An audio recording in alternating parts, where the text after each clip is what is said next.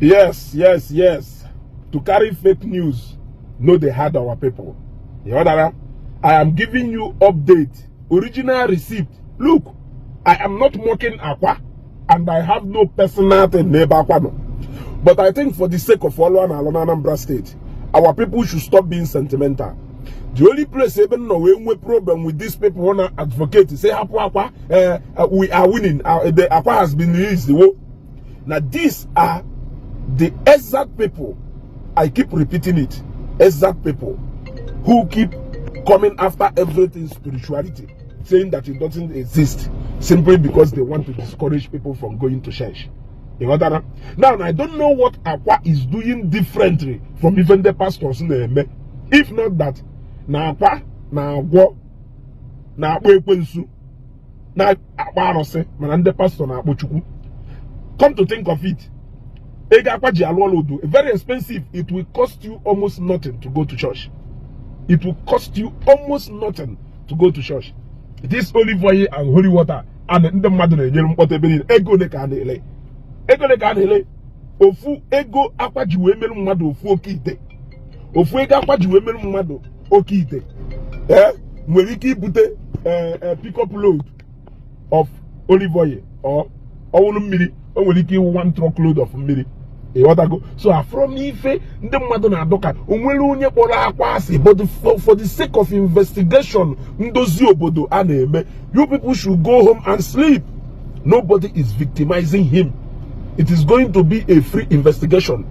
Akwa Potaboro page Akwa for the past 3 days, nothing has been posted there. Akwa Potaboro, all Akwa Potago, I know him. He's going to make a video. Pukwa kosi ndị mmadụ anụ kosi anụ osi unu n'ọkwọ n'ọm ajụ n'onye na-ekwu na akwa nwa onye ọba na ide mmiri ịghọtago.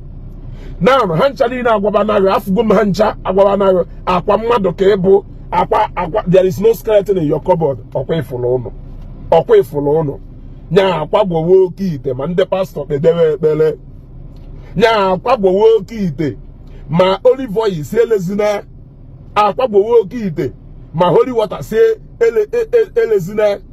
Ọgwụ ụnụ na-agwọ bụ agwụnụ na ọgwụ ụnụ na-agwọ. Ama m na obi na-ekolopụ ụfọdụ n'ime ụnụ because n'ite ụnụ dọwarụba akwa obi na-ekolopụ ụnụ ọwụwụrụ na onwe ka akwa esi wee bata ije anyị eme aṅa ndị ya awụghara ya aka nkụ, ndị ya agbajiri nwụọ ya aka nkụ, ndị ya ejebe ife ha ya natazi anyị agụtafe ọnụ. So I can understand and I am telling you na as far as na ite ahụ dị na nke akwa ahifo ọjọọ ka iji ite ahụ eme, you don't need to panic. Don't worry, he will still come back. Ka ọ na-echukwa na-egburi ite ụnụ anụ. I know, I can understand why a lot of you are crying.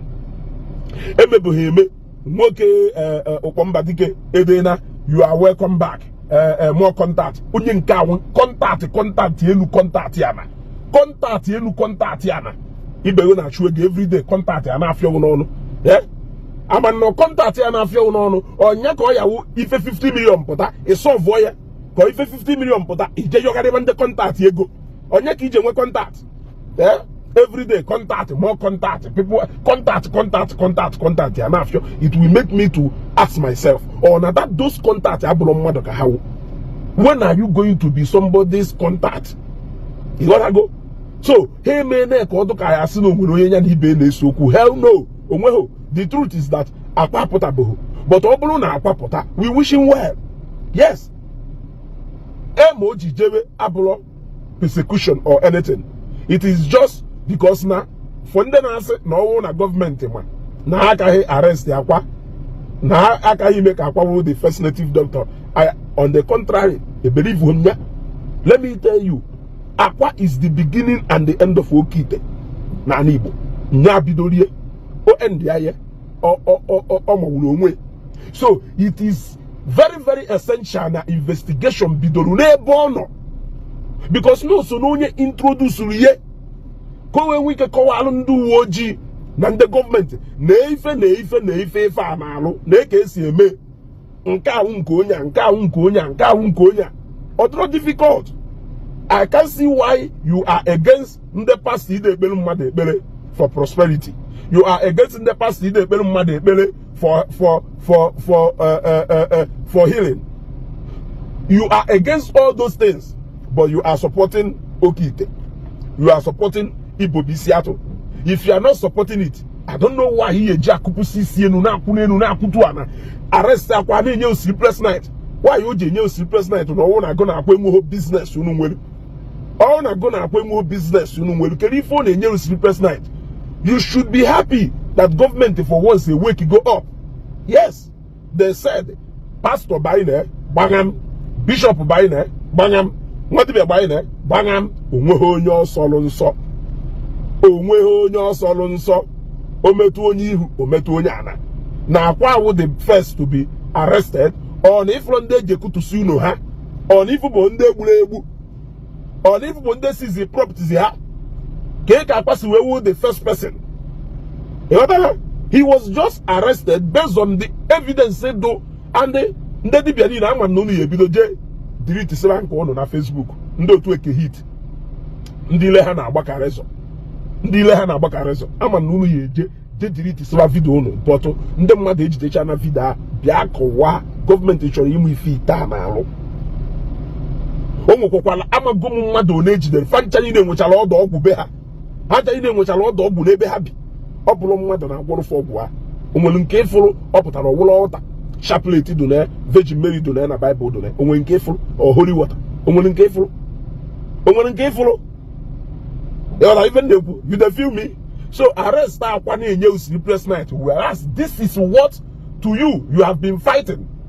Ekwuru nke ka ọ esiwuru morning afternoon night na na-akpọ ndị pastor eji iju unu na asị nonu na-ekwu maka ndị dibia. Why he eji ekwu okwu 95% pastors but a little percentage of ndị dibia.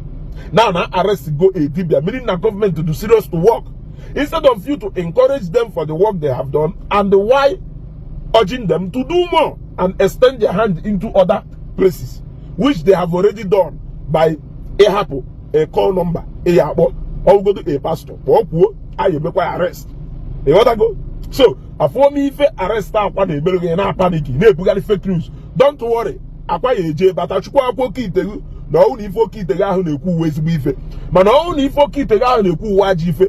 Ma onye gwara Okite o, ma Okite na onwe ye, ma onye agwọ na Okite. Unu niile pechikom, unu niile asịrị ngono pechikom. Kita ka o gosiri na ọgwụ ka unu na-agwọ. Atọghị ndị gụrụ egwusi ọgwụ ka a na-agwọ. Kita ka unu confirm na ọgwụ ka a na-agwọ. Because if arrest Akwa na warugisi, no will skeleton in your cupboard.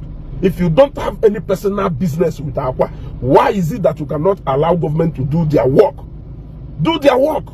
Yes. If he's innocent, nobody is going to let us learn how to respect our dignity. For the mere fact that ni birthday, Akwa be about abundance of money up and down. How are you saying that government? So are you saying that government cannot arrest somebody? Is that what you are saying? Are you saying that government cannot carry out investigation?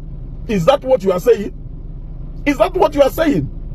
Because now Akwa be birthday to not say abundance of money, it is enough if you buy your conscience that if you feji engage we cage you must buy na ha duzi jobless onye n'ime ha chọrọ ịmụ ọrụ onye n'ime ha chọrọ ije boy onye n'ime ha chọrọ ibend down mụta from ndị mmadụ ha ncha niile na-achọzi ego n'enu because na the moment Igbo ha na Okite egesi n'enu si na dalụ na ife niile ji Okite ahụ eme waji ife onwe ezigbo ife ji eme.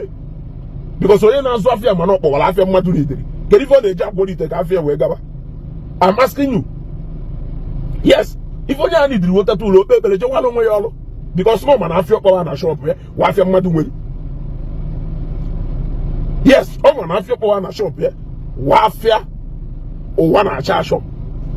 So kedu ife unu na-ebela akwa na-etipụsịrị isi enu na ana ebe unu fụrụ ndị keji ụmụ okorobịa bayi na-emezi unspeakable things just to make money because na agbara na ebe ha agwọ Okite ite ebute ego egwu Igbo ebute ego egwu ọtọkọnadu ife ịgwa na mmadụ ọ na-eme unu fụcha ya fụdị rate ụmụ okorobịa bayi sizi akwụghalị ụmụazị nke du 14 years ọchọ ọbịa nwa dibịa ọ eji gwọta ọgwụ eji bute ike ọjọọ ka asị na ọgbọ ya agba na ahụcha anaghị crime naziri na ụmụazị dị under 25 unu fụcha ya si na ọdụ unu mma unu fụchara ya si na ọdụ unu mma na Okite suppose na ya ala agwa ụmụazị ka ha ka je na agwa ana m ene ụlọ anya ahụ ana m eno na a lot of you egosichala onwe unu biko nu akwa abatabụghị onwe onye na-egbu ya egbu onwe onye kpọrọ ya asị. It is the hand of justice wife ji akwa aka akwa dị innocent akwa ya apụta ọhụ na aka ya adịghị innocent he will go and answer fifo metal the same with other people. Ọ karịa ihe etu a hapụrụ ndị na-ebugharị fake news ịghọtago akwapụta he's going to make a video people ama na ọpụtago o nwere ife a na-ezo ezo nke ahụ nke izi o jechara n'aka ndị ntọ pụta mee video ndị ntọ o wee wuzie ndị uwe ojii o wee wuzie gọọmenti ịghọtara ọpụtabụghị hapụrụ ndị na-ebugharị akụkọ ndị mechiri ọnụ sinsi na-eche ọdọ aka asị na news na-aga n'agha ha bido ibugharị nwaanyị arrest ya ji wee do more popular than Rizie maka na Rizie supposed ife ụsụ karịa arrest ya onwe onye kpọrọ ya asị I don't hate akwa mana ife ahụ ọ na-eme adịrọ mma ka ị na-ekwu and ịma na ife ọ na-eme adịrọ mma ọ bụrụgodu na gọọmenti neche anya afụghị ebe anyị mana ya kwụsị ya na ife ahụ ọ na-eme weda encourage crime ọ na-eme na-enwe high crime rate. Ụfọdụ ụmụazị na-eje zuru machine zuru moto mmadụ tọọ ntọ ka ha wee fụ ego ha jije gwa ọgwụ ha eji wee mesọ ntị a na-ekwu ọtọ ka ha sị na amụma ekwu okwu ịghọtago aka m wezugo. The update is that akwa nwa onye ọba apụtabụ mana akwa nwa onye ọba anọghị ebe a na-egbu ya egbu nke a dụrọ ka mgbe ndị ntọ dị atọrọ ya nke ahụ ndị oyiwo ojie oyiwo owu ebe ya aka more protected. So no panic. I am making this video on behalf of his people. Don't panic. After interrogation aka akwa akwụrụ ji ọ na-ala onwe ọhụ na aka enwe ka o si wee dụ ịma na aka akparụ na-eze ka udere ana m atụ inu a na ọ ya kọwaziri anyị onye shiwere ya ọzọ na nke ikpeazụ a aga m bụ nwanne unu nwoke Ezugo daalụnụ.